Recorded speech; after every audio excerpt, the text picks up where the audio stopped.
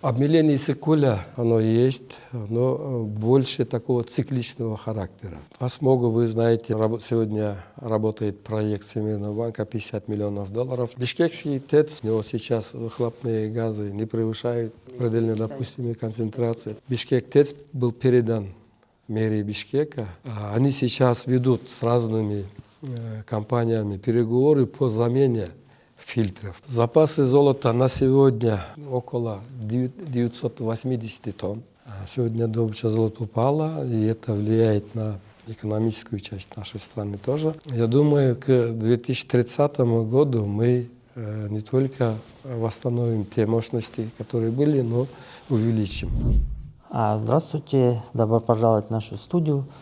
Спасибо, что согласились дать интервью. Первый вопрос. Что предпринимает Минприрода для улучшения законодательства в области охраны природы? Здравствуйте. Прежде позвольте коллектив Акипресс и наших слушателей поздравить с наступающим Новым годом. По поводу модернизации и усовершенствования нашей нормативной базы, это один из ключевых наших вопросов, которым занимается Минприрода все время. Я остановлюсь по основным законам и правовым актам, над которыми мы сейчас работаем и приняли. Как вы знаете, последние 2 года мы приняли основные законы, регулирующие сферу экологии. Это ограничение использования пластиковых изделий. Как вы знаете, в начале этого года вступил в силу этот закон. Мы сейчас уже работаем согласно этого закона. Второе, в прошлом году был принят закон об отходах производства и потребителей, что подразумевает с 1 января введение утилизбора на определенные товары. Если конкретно, на 24 вида по коду ТНВ товаров, из них 300 позиций субтоваров, так скажем. И этим самым мы внедрили принцип РОП, расширение ответственности производителей. Сегодня мы для осуществления этого закона в жизнь мы образовали экооператора в виде госпредприятия «Экооператор» называется. Сейчас этот экооператор занимается сбором утилизационных платежей. Сегодня в конце года около 60 миллионов сомов сегодня собралось. Это только начало. И эти средства будут направлены на утилизацию тех отходов, которые я выше обозначил. Это те же пластики, это те же и вредные упаковочные материалы и другие виды товаров. И есть еще в плане много таких задач по разработке законов. Мы сейчас разработали и готовы для принятия в новом Джеоргии сейчас вносим закон о климатической деятельности, который составляет основу углеродного рынка. И сейчас на данный момент мы работаем над тем, чтобы разработать экологический кодекс. Это один из самых важных задач.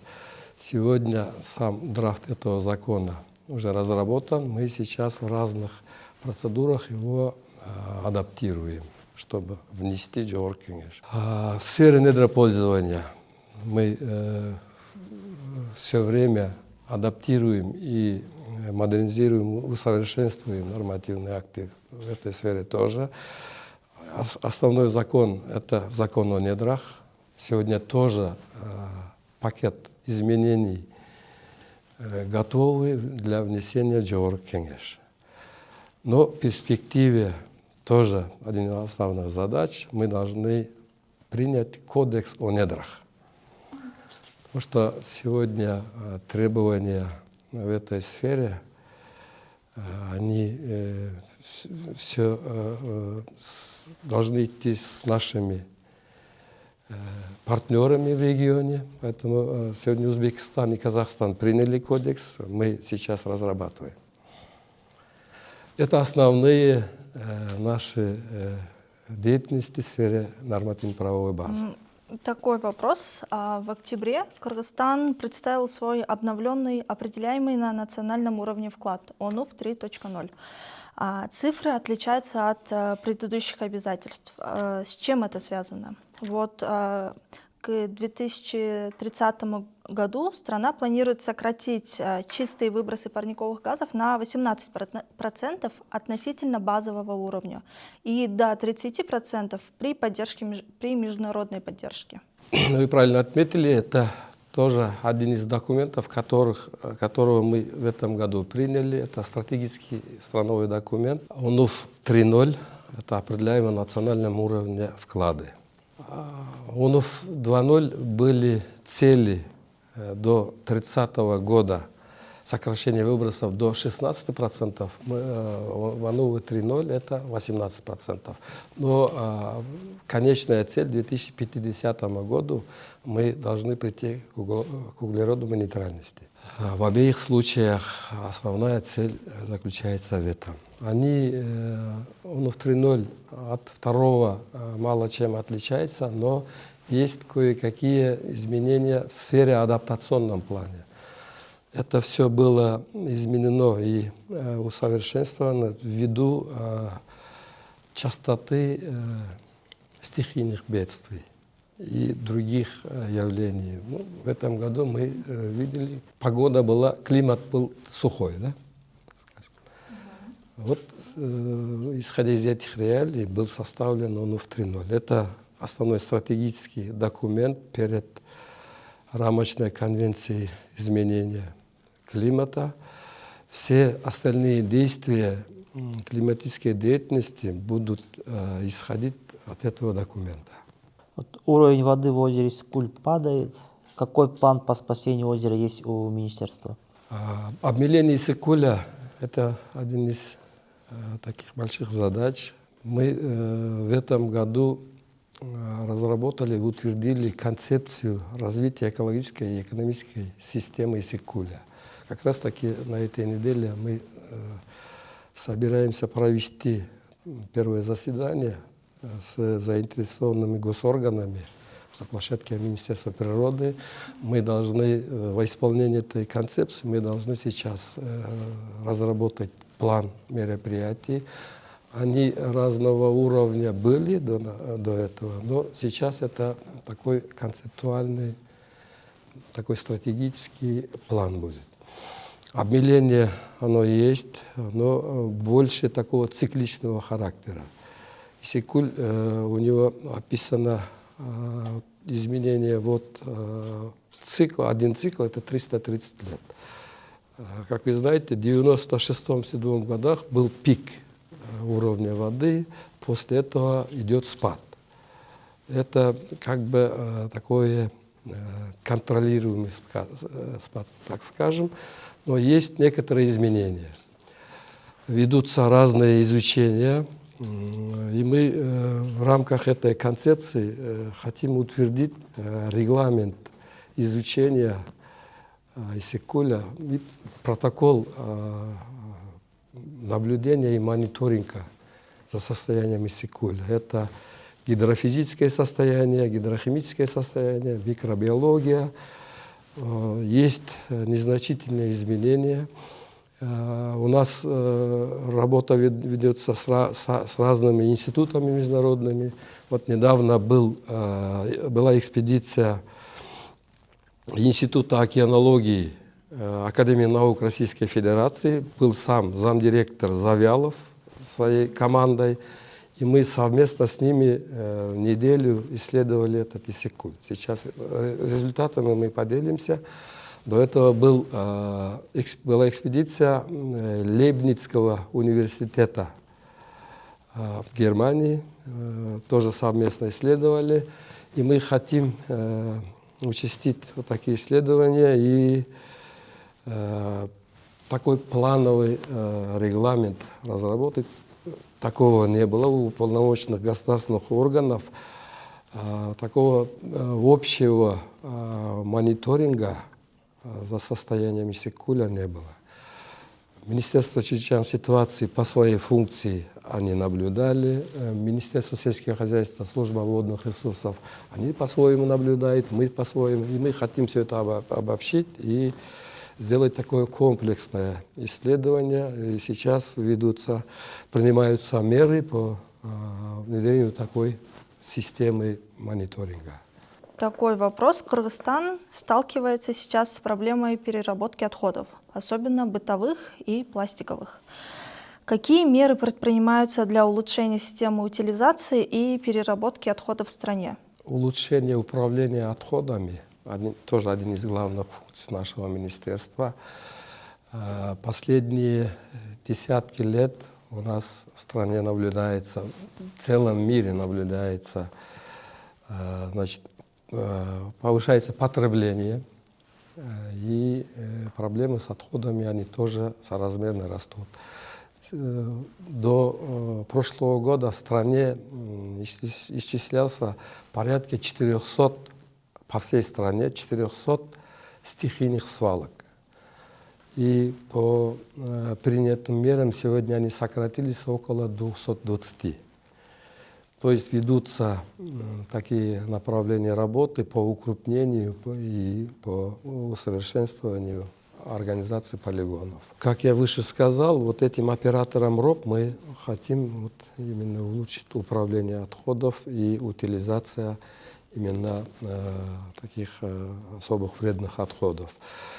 И вы тоже знаете, в целом регионе, в Центральной Азии, первый завод по утилизации отходов запущен. Это Бишкекский мусоросжигающий завод. Это такой позитивный сдвиг в это направление.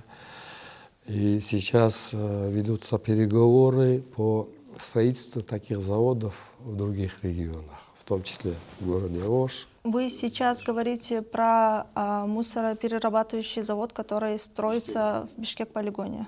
Как я знаю, открытие, по-моему, состоится на этой неделе. 27 декабря. Да. Сейчас предварительный запуск этого завода произведен, и у них сейчас идет такая вот... А расскажите про деятельность этого завода. Сколько мусора ТБО он перерабатывает за сутки? У него сейчас мощность переработки до 1200 тонн в сутки имеется, и при этом он вырабатывает до 30 мегаватт электроэнергии. Я сегодня только уточнял, у них сегодня вот этот пробный запуск идет успешно. Они вышли на мощность 28 мегаваттов, уже вырабатывает.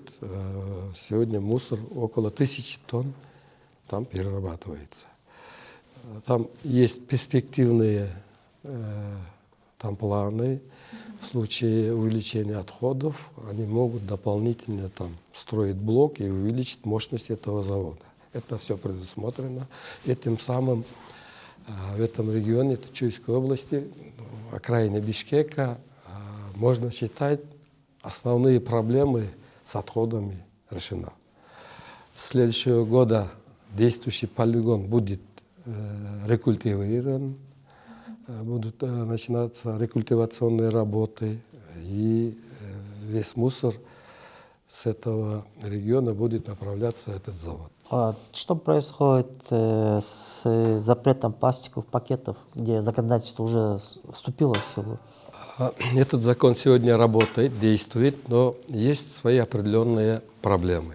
Ну, любое новшество, любые новые ограничения, они, значит, за ними будут проблемы. Мы сейчас ими занимаемся, постепенно внедряем. Как вы знаете, сейчас этот закон действует на территории Иссык-Куля, Иссык-Кульской области и особо охраняемых природных территориях. С 2027 года на всю республику будет распространяться этот закон. Есть проблемы с производством альтернативных изделий. Например, это бумажные пакеты. Мы сейчас совместно с Министерством экономики и другими ведомствами работаем над тем, чтобы регулировать это производство. У нас в стране есть всего 3-4 завода, которые производят бумажные или быстро разлагающие пакеты и другие изделия. И мы хотим это регулировать какими-то ограничениями импорта или экспорта. Вот сейчас над этим работаем. Как вы считаете, Вот вы сейчас сказали, то, что к 2027 году этот запрет будет действовать на всей территории Кыргызстана. Как, по вашему мнению, будут ли готовы наши граждане к этому запрету? Мы должны подготовить. Для этого нужны приниматься соответствующие меры по именно производству заменителей этих изделий. Они сейчас делаются, значит, ведутся работы по их увеличению и созданию условий для организации производства таких изделий в нашей стране. Как вот обстоят дела с очистными сооружениями на Искуле? Там же тоже как-то законодательно. Очистные сооружения сегодня один из таких глобальных проблем, я вам скажу, потому что у нас все крупные населенные пункты растут, все наши города, численность их растет и потребление растет, а очистные сооружения те же. Основные сооружения в наших малых городах, они те сооружения со времен Советского Союза. Сегодня численность этих городов выросли несколько раз, а объемы те же остаются. Они создают сегодня большие проблемы, поэтому мы вот в 4 квартале сейчас организовали рабочую группу межведомственную. Туда вошли несколько представителей министерств, включая Минсельхоз, МЧС и другие ведомства. Они сейчас заканчивают по всей стране ездить, смотреть состояние очистительных сооружений крупных населенных пунктов. Их около 40. Есть города районных значений, где проблемы обстоят еще сложнее. Есть проблемы выброса этих сточных вод в разные образования вод. И в следующем году мы хотим Кабинету министров предлагать концепцию улучшения этой системы. Это было поручение Кабинета министров руководителя, и мы, я думаю, в начале следующего года, где-то в конце января-февраля, мы это предложим Кабинету министров. Вот мы следим за деятельностью этой межведомственной группы. Мы уже знаем, что они проверили очистные сооружения на Иссыкуле, у нас, в Бишкеке, в Чуйской области. И вот скажите, по итогам мониторинга, если эти очистные сооружения будут не в пригодном состоянии, что рекомендуется делать? Значит, Кабинету министров мы именно хотим предложить о финансировании этих сооружений, для модернизации этих сооружений. По итогам работы этой группы мы будем обращаться и к партнерам, донорам. Есть соответствующие программы в международных финансовых институтах. Мы будем обращаться и донорам, и правительству, чтобы определенным образом были финансирования этих субъектов. Вот какую работу министерство ведет по оценке воздействия на окружающую среду крупных проектов, например, ГЭСов, железных дорог и так далее? Это нацпроекты. Безусловно, мы участвуем в их экспертизах, в их оценке воздействия на окружающую среду ОВОЗ. Вы знаете, согласно закону об экологической экспертизе, без этого заключения эти производства не будут дальше продолжены. Там не только наши эксперты в этом участвуют, там эти компании, они нанимают и таких международных авторитетных экспертов тоже. Они проводятся в соответствии с нашим законодательством. По железной дороге с Китая там, уже закончилась эта работа, да, по оценке? Проекты разделены на несколько компонентов. Насколько я знаю, сейчас 4 их проекта прошли экспертизу и ОВОЗ. Это, который сейчас строится туннели, там комплекс из 3 туннелей и нескольких километров железной дороги. И там строительство лагеря для этого проекта, строительство других дорог. Там 4 проекта прошли экспертизу. Они по компонентам будут предоставляться проекты их реализации, мы будем проводить экспертизы. А вот по Камбарата-1 как сейчас обстоят дела? Камбарата-1 сегодня прошла экспертизу, положительную экспертизу получили. Они для финансирования с международных институтов, они еще проходят международные экспертизы. Насколько я знаю, они тоже одобрены. Сегодня этот проект уже начал реализацию. А какие меры были предприняты в этом году для расширения и улучшения работы охраняемых природных территорий, таких как национальные парки, заповедники? Сегодня по всей стране насчитывается 22 субъектов особо охраняемых природных территорий. Это 12 природных парков и 10 заповедников. Из них 2 были переданы управделами президента. Вы знаете, Ала-Арча природный парк и природный парк Каракольский. Остальные 20 находятся у нас. Образование этих территорий, вы знаете, это такой комплекс, имеет комплексные цели. Это наблюдение, мониторинг, изучение там биоразнообразия. В целом там ведутся природоохранные, биотехнические мероприятия. Кроме этого, в природных парках сейчас развивается направление экотуризма. Это наша Ала-Арча, на юге есть природный парк Кыргызата. Мы сейчас буквально вчера заложили капсулу о строительстве сооружений канализации для строительства там рекреационных зон. Есть у нас природный парк Чонкемин, здесь Сарычелек и другие. В этом году президент Садыр Джапаров выразил недовольство охраной рыб в летний туристический сезон. Остается ли браконьерство актуальной проблемой? Охрана рыб — это немножко некорректно. В целом наш уважаемый президент, он особо уделяет внимание на браконьерство. Поэтому он сам с прошлого года инициирует, он помогает нам, так скажем. Сейчас состояние озера, как вы знаете, вот последние 1,5 года мы там сотни тысяч километров сетей мы там выловили, очистили озеро Исыкул и продолжаем этим заниматься. В этом у нас образована такая единая служба безопасности совместно эко-милицией, Министерством чрезвычайных ситуаций, сотрудниками и нашими. Они совместно ведут работу по борьбе с браконьерством на акватории Исыкуля и в целом в этом регионе.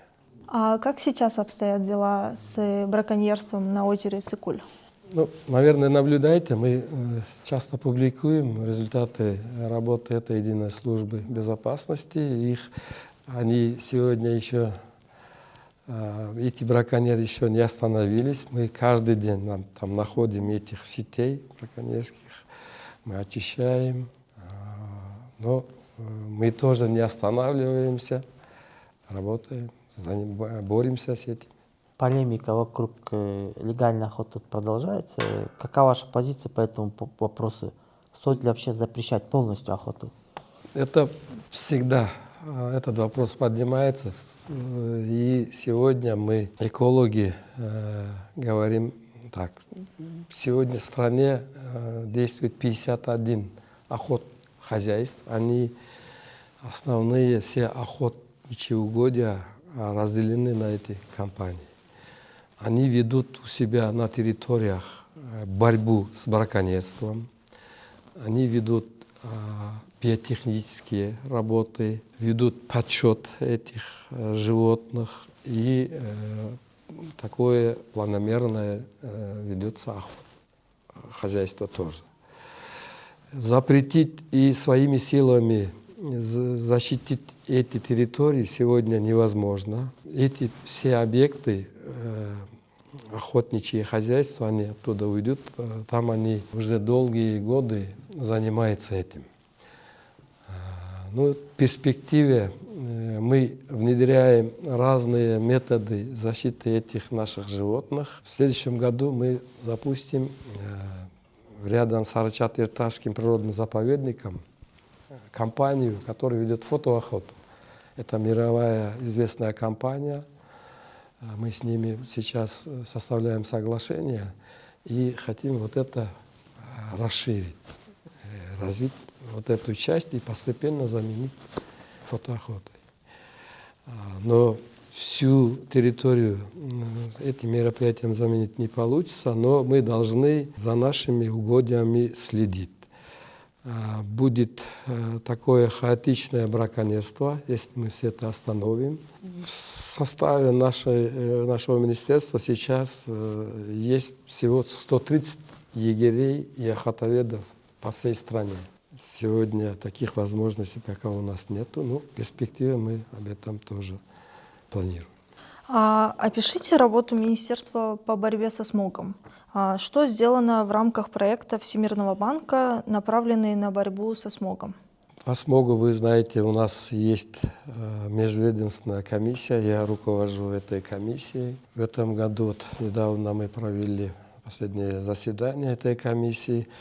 Как вы знаете, Кабинетом министров утвержден план мероприятий по борьбе с смогом, по улучшению качества атмосферного воздуха города Бишкек и Чуйской области. Согласно этого плана ведутся работы по финансированию этой проблемы. Вы знаете, сегодня работает проект Всемирного банка $50 миллионов. Часть этого проекта работает у нас, часть Министерства финансов. Первые компоненты уже реализовываются. Кроме этого, есть второй проект. В следующем году мы надеемся, его начнем. Это $10 миллионов грантовых средств с койка. Тоже мы сейчас работаем над тем, чтобы разработать компоненты этого проекта на $10 миллионов. И именно в этом проекте мы хотим сделать повторное исследование совместно с койкой. Как вы знаете, в 2023 году по проекту Всемирного банка было исследовано. Мы сейчас ориентируемся на эти исследования. Мы хотим в рамках второго проекта с койкой сделать уже второе повторное исследование структуры этой проблемы. Как вы считаете, проблема со смогом, если сравнивать этот год и прошлый, изменилось ли что-нибудь, есть ли улучшения? В Бишкеке, например. Улучшения они есть. Это результат нескольких мероприятий, которые сделаны в позапрошлом году. Это, как вы знаете, пожар по полигоне потушен, он имел большое влияние. Сейчас идет интенсивная газификация в городе. После административно-территориальной реформы в городе Бишкек сейчас стало количество частных домов 139 тысяч. Из них 105 тысяч сейчас остается те, которые топят углем. Сейчас идет интенсивная газификация, там предусмотрено льготное финансирование. Мы в прошлом году еще улучшили вот это льготные условия. Вы знаете, в городе полностью заменен маршрутки, вот эти бусики, которые сжигали дизель. Это примерно в сутки 100 тонн. Они сжигали дизельного топлива. Сегодня муниципальный транспорт, он самый экологичный. Это тоже дает свои результаты, но мы сегодня считаем этого недостаточно. Мы работаем над тем, чтобы улучшить качество атмосферного воздуха. Сейчас, как я знаю, еще очень следят за качеством угля в месторождениях, а также, как я знаю, служба экотехнадзора у вас регулярно проводят рейды среди водителей по показателям выбросов в атмосферу. Да. Расскажите, пожалуйста, про эти рейды, насколько они влияют на качество воздуха. Наверное, имеете в виду то, что мы в этом году приняли ограничения. Решением этой межветкомиссии мы в этом году приняли постановление о запрещении в городе Бишкеке Чуйской области продажи рассыпного угля. Это штып называется. Сегодня вот эти наши инспекторы работают над тем, чтобы не допустить продажи этого угля. Это тоже один такой шаг в пользу улучшения нашей качества. Котельные еще, да, перевели на газ. Да. А вот бишкекский ГЭС, ТЭЦ, то есть там когда планируется, там разные цифры, даты называются. Бишкекский ТЭЦ, вы знаете, один из основных блоков был заменен, он модернизирован, от него сейчас выхлопные газы не превышают предельно допустимой концентрации. Это китайский, да, это, который модернизирован. Другой блок сейчас остается старше. Сегодня Бишкек ТЭЦ был передан мэрии Бишкека, но у них стоит задача модернизации этого блока тоже. В ближайшей перспективе мы надеемся, что они сейчас ведут с разными компаниями переговоры по замене фильтров, по установке новых современных фильтров на эту установку ТЭЦ. Но это такое, так скажем, недешевое удовольствие. Это Там идет речь о газификации. сегодня у Министерства энергетики есть контракт с «Газпромом» по газификации этого блока. Сейчас для этого нужно строить дополнительную газовую линию через Казахстан. Они ведутся, честно говоря, на какой стадии сейчас я не знаю, этим «Газпром» занимается. Согласно этого контракта Минэнерго к 2027 году вот эти наши желаемые мощности, они будут. Вот переход ТЭЦ на газ, он сегодня в повестке стоит, и такое решение будет принимать Министерство энергетики. В одном из комментариев вы говорили, что на сохранение природы министерство привлекает сотни миллионов долларов от доноров. И вот назовите самые крупные проекты на донорские средства. Какие будущие проекты сейчас рассматривают доноры? Министерство природных ресурсов является уполномоченным государственным органом и от имени правительства Кыргызской Республики является членом 13 конвенций и 4 протоколов. В рамках этой деятельности мы координируем привлечение инвестиций в те или иные отрасли этих конвенций.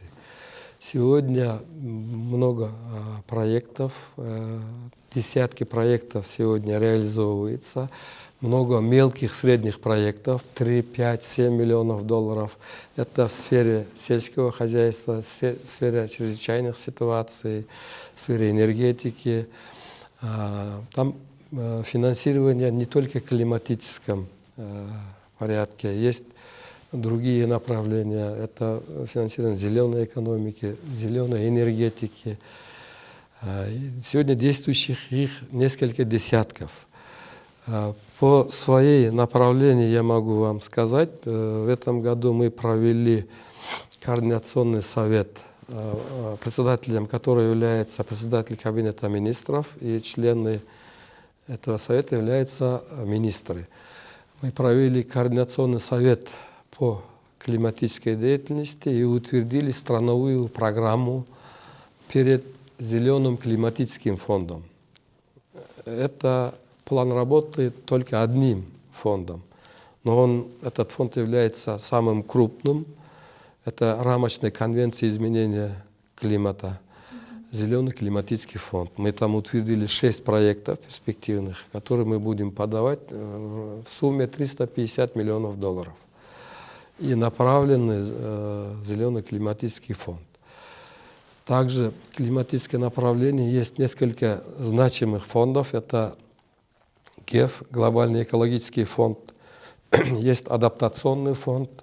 Сегодня по этим фондам у нас реализуется в стране несколько десятков проектов. Мы являемся координаторами и уполномоченным органом, который одобряет эти проекты. Реализатором являются правительственные и неправительственные организации, таковые как АРИС, Есть у нас институты, агентства ООН, это ПРООН, это GIZ, это ФАО. Через них сегодня реализуется по стране несколько десятков проектов. Как выше я сказал, один из крупных проектов – это 50 миллионов долларов Всемирного банка. Есть проект по адаптации в районе 12 миллионов долларов Министерства сельского хозяйства. Недавно была подана заявка на глобальный экологический фонд Министерством сельского хозяйства и ИФАД называется. Это институт ООН в сфере сельского хозяйства на 40 миллионов долларов. И в каждом фонде есть страновой лимит, есть региональный лимит. И мы стараемся этими лимитами воспользоваться. Прошлого года, после КОП-29, что такое КОП, вы знаете, это конференция сторон, который прошел в Баку, начал работу фонд потери и ущерба. У него сегодня кейс не очень большой, но в перспективе у него будут миллиарды таких возможностей. Я был в ноябре в КОП-30 в Бразилии. Я как раз таки встречался там с руководством этого фонда, фонд потери и ущерба. Кроме этого, я и с другими руководителями других фондов тоже встречался, и мы с ними условились сейчас подготовить один проект и направить в этот фонд. Вы затронули тему КОП-30, который прошел в этом году в Бразилии. Поделитесь, пожалуйста, их результатами. Чего добился Кыргызстан в этом году на этой площадке? Как вы знаете, на этой площадке в целом экологическом направлении и климатическом направлении мы продвигаем горную повестку. Мы стараемся создать группу горных стран для финансирования этой группы. Сегодня нам удалось собрать нескольких таких стран в группе, их около 12, и там мы выступили с такими же предложениями. Там были много встреч, переговоров с разными странами, горными странами, и там мы достигли того, что в следующем году будет проведена в Боннской конференции по климату совещание именно по горной повестке, консультации всех стран, членов РКИК по горной повестке. И мы собираемся, и мы там в этой конференции озвучили о цели создания глобального горного центра Бишкека с участием этих стран, этой группы, и в перспективе открыть такой горный фонд, так скажем. И мы сегодня нацелены на то, чтобы образовать этот центр, глобальный горный центр, и объявить это в саммите гор, который пройдет в 2027 году, Бишкек плюс 25. Мы должны готовиться к этому саммиту. С этим центром должны выйти. И сегодня ведутся работы в этом направлении. Вот недавно чиновник правительства объявил о создании рынка карбоновых кредитов. Ваше министерство в этом участвует? И есть какие-то предварительные расчеты, сколько нужно средств для этого? Карбоновый рынок, он такой сегодня самый интересный, и он еще в целом мире в таком уровне еще не внедрен. Есть несколько стран, всего их 3-4, которые использовали сегодня вот такие кредиты. Я говорю о таком приложении, первом приложении. Он делится на две приложения, это добровольный и обязательный такой пакет карбонового кредита. И мы в свое время этим занимаемся. Вот, наверное, об этом сказал заместитель председателя кабинета или Жалдыбаевич Байсалов. Мы сегодня разработали соответствующие нормативно-правовые акты, то есть несколько положений, которые регулируют эту сферу. Но ждем вот этого закона, который я выше сказал. Мы разработали закон о климатической деятельности, который регулирует этот рынок. Часть этого закона направлена для развития этого рынка. Мы в ближайшие недели будем вносить Джоркингеш, этот закон. После мы будем принимать подзаконные акты, которые тоже сегодня готовы. Это несколько постановлений, которые утверждают положение, которое будет регулировать этот рынок. То есть, в принципе, законодательно это произойдет быстро, да? Да, В это течение нескольких месяцев. Нескольких месяцев. Это по приложению номер 1. Это добровольные кредиты называется. Мы будем готовы в следующем году, я надеюсь, на вторую половину следующего года мы все это закончим и будем разговаривать уже с первыми нашими партнерами. А каковы планы министерства на ближайшие годы? Например, как идет подготовка к горному саммиту, о котором вы недавно только что упомянули? Горный саммит будет проведен в 2027 году, где-то в сентябре-октябре месяце. У нас сегодня уже идет подготовка. До этого у нас будут предварительные такие мероприятия, которые будут в следующем году. У нас, вы знаете, в следующем году такое серьезное мероприятие, саммит ШОС. У нас в рамках этого ШОСа у нас тоже запланировано большое совещание министров, членов ШОС. Есть несколько таких мероприятий, которые будут направлены для подготовки саммита Бишкек-25+. В следующем году в Казахстане будет проходить региональный экологический саммит. Это такой большой саммит. Будут в Узбекистане несколько мероприятий проходить. И во всех этих региональных больших мероприятиях мы будем обсуждать о нашем саммите тоже. Об его организации, об его содержательности и вдруг. Следующий блок у нас недропользование. И первый вопрос: во сколько оцениваются запасы золота и вовсе полезных ископаемых Кыргызстана на сегодняшний день? Запасы золота на сегодня, подтвержденные запасы Государственной комиссии по запасам, около 980 тонн, 1200 тонн серебра и несколько, по-моему, 12 тысяч тонн меди и около 2 миллиардов, это 1,8 миллиардов тонн угля. Это основные полезные ископаемые. И в течение года они меняются, новые подсчеты, вот эта госкомиссия по запасам, они по результатам их добавляются в госзапасы, и по отчетам добывающих компаний эти запасы списываются. То есть эти цифры, они плавающие, они меняются. Но в целом у нас около 1000 тонн золота сегодня подсчитанных запасов. Там основные запасы у нас находятся в Кумторе, как вы знаете.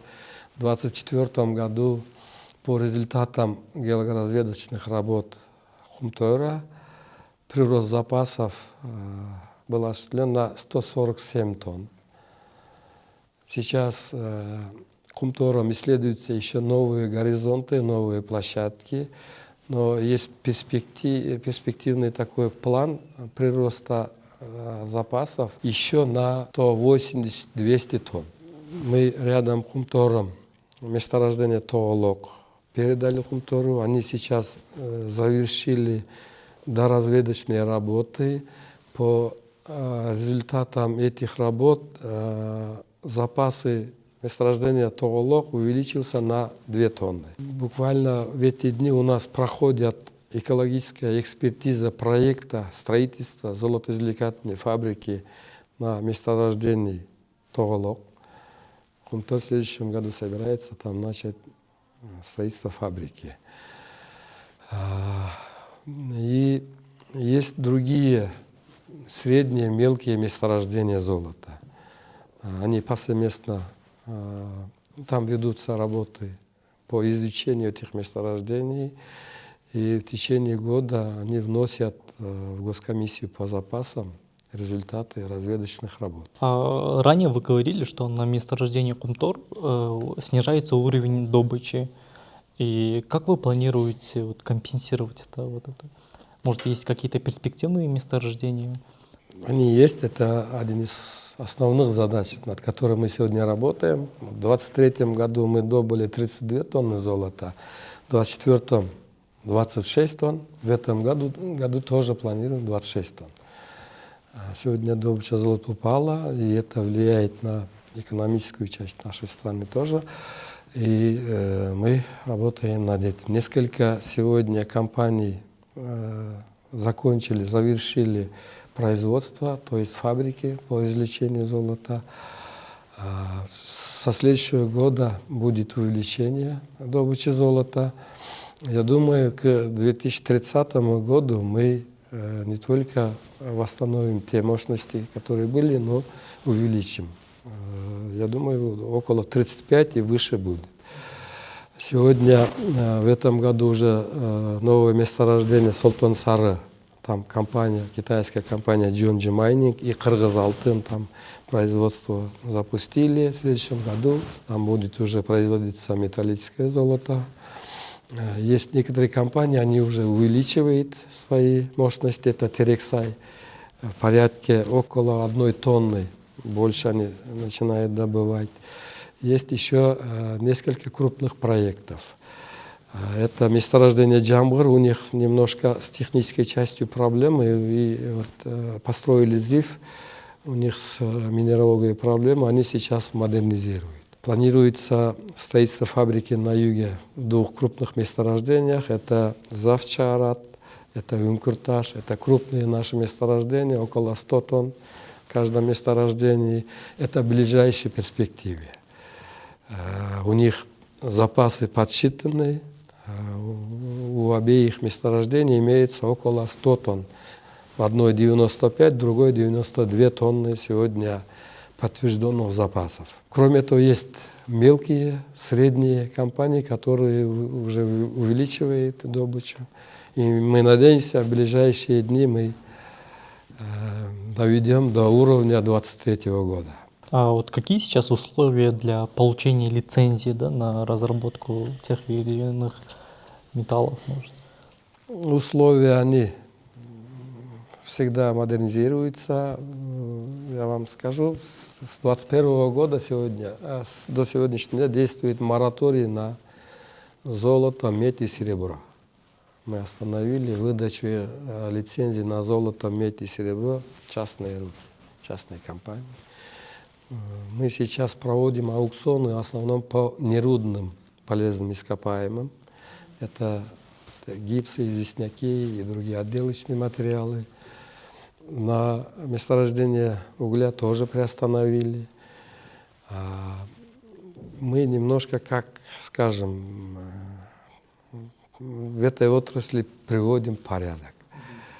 Как вы знаете, много таких хаотичных лицензиатов появились, мы там приводим порядок. Вот заместитель председателя Кабинета министров ранее говорил, что теперь инвесторы, которые приходят, они должны при разработке какую-то долю дать Кыргызстану, получается, около 30%. И как вы думаете, это не спугнет, получается, инвесторов?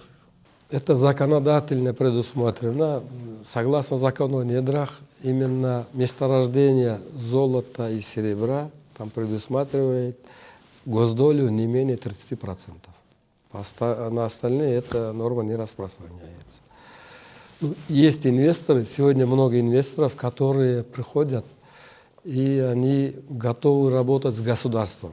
Они добровольно сами предлагают партнерство с нашими госкомпаниями.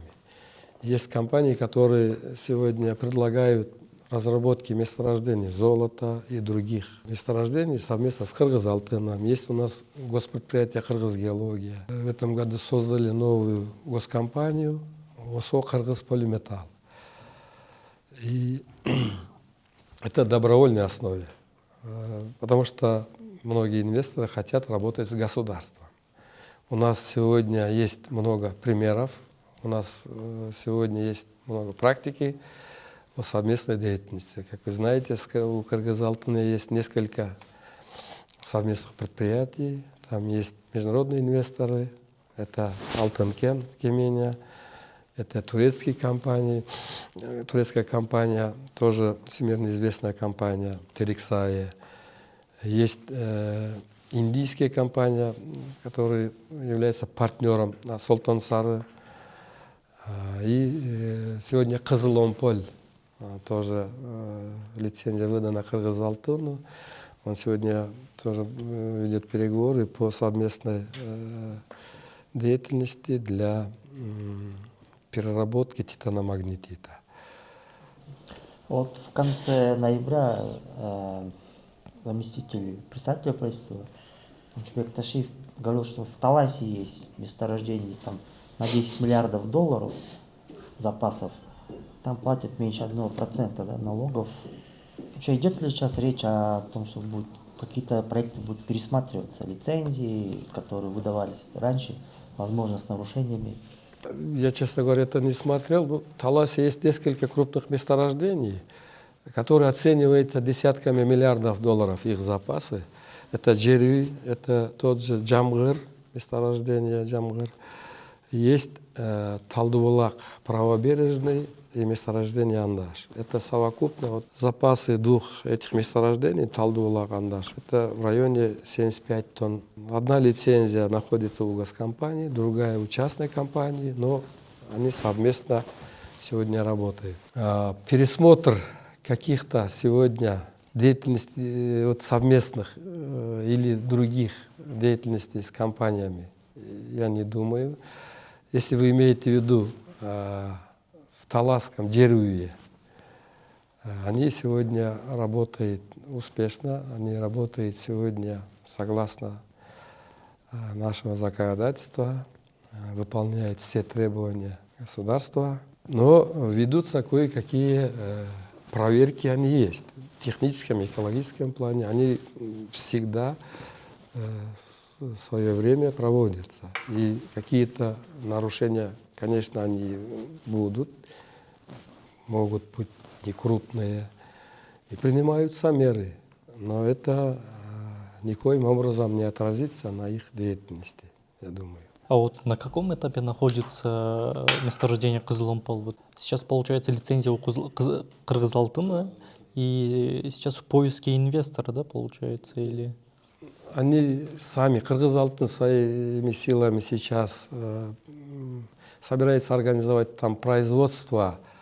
Первый этап производства – это разделение титаномагнетита от руды. Там руда разделится на две части. Часть титаномагнетит, другой уже комплексная руда. Там уже другие сопутствующие полезные ископаемые. Вот эти оба компонента будут перерабатываться в двух разных производствах. Из них вот второй комплексная руда, он будет перерабатываться в Карабалтынском горнорудном комбинате. А вот титаномагнетит, его нужно построить там новое производство. Это разделение титана от железа. Именно на это производство Кыргызалтын ведет переговоры с партнерами. Они изучают другие сегодня передовые технологии, они встречаются с разными передовыми компаниями. А также вот в сфере критических минералов какие работы проводятся? Вот в общем можете рассказать? Наверное, вы знаете, в этом году мы утвердили, на стадии утверждения, разработали стратегию развития критических минералов и утвердили свой список критических минералов. Их 21 штук, и разработали стратегию их развития. Я думаю, в начале следующего года мы утвердим эту стратегию, обязательно с вами поделимся. Эти минералы у нас, они находятся в таком уровне, что их производства в стране почти их нету, но в мире спрос растет на них. Вот с такими соображениями мы составили свой список критических минералов. Будет отдельная стратегия по развитию этих минералов. Вот ранее вы еще говорили о поиске инвесторов для месторождений Кутисай-2, Андаш. Удалось ли найти их? Кутисаем у нас есть сегодня соглашение предварительное с крупной компанией. Ввиду того, что в глобальном мире сегодня отношение меняется по именно редкоземельным металлам, мы ищем других еще партнеров. Потому что эти технологии, они не везде есть. В определенных странах только они имеются. И эти страны сейчас принимают меры для запрета вывоза этих технологий в разных странах, которые они имеются. Поэтому сейчас, как я ранее сказал, идет поиск партнеров.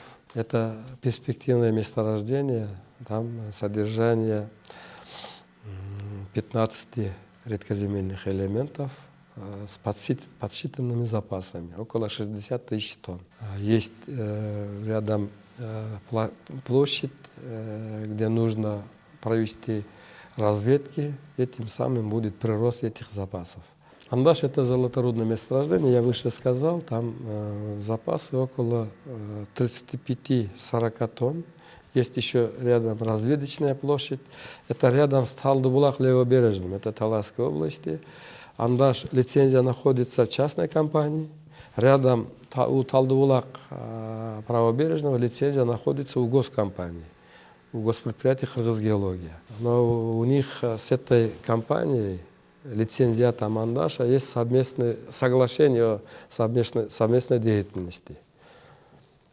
В целом, совокупности запасы этих двух месторождений составляет свыше 75 тонн золота.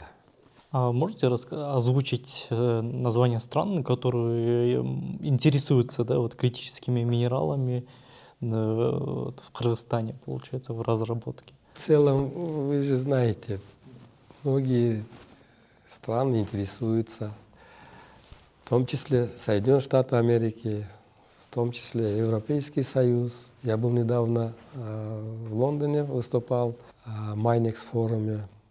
Как раз таки о критических минералах была у меня презентация, много интересующихся.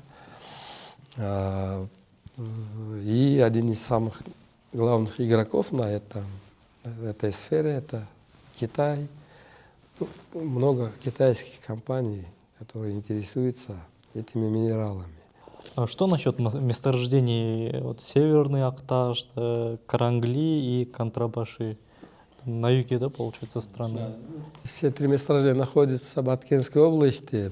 Северный Акташ — это месторождение Сурмы. Там на сегодня, насколько я знаю, подсчитанный запас у него где-то 16 тысяч тонн. Сурмы — это отдельная тема. Сегодня добыча сурмы в глобальном мире, отношение к этому очень изменилось, и мы тоже сегодня сурму взяли под особый такой контроль. Сегодня у нас в стране имеется запасы сурмы 273 тысячи тонн подтвержденных запасов и много еще площадей, где нужно изучить. Катранбашинский и Карангалинский — это месторождение нефелиновых сиенитов, это запасы алюминия. Это очень крупное месторождение. Пока еще на алюминий, сегодня цены алюминия